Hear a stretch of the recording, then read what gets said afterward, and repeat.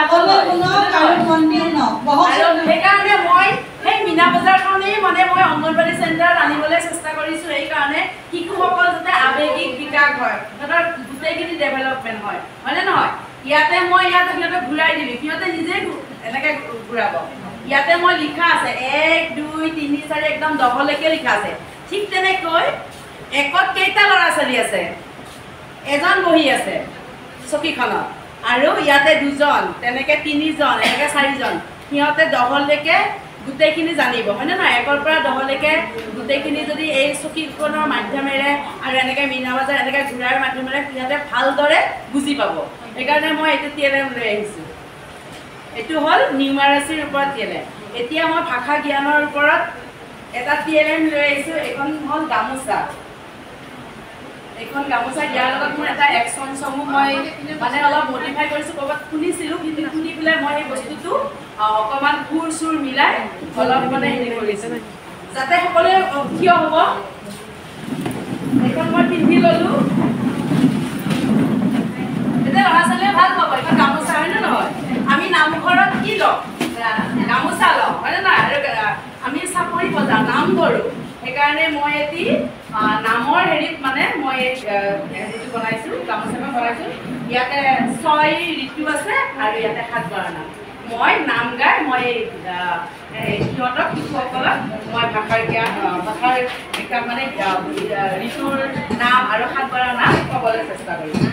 সকলোৱে শুনিব আৰু সকলোৱে মই যেনেদৰে কৰোঁ তেনেকৈ কৰিলে হ'ল এনেকৈ প্ৰথমতে এনেকৈ কৰিব লাগিব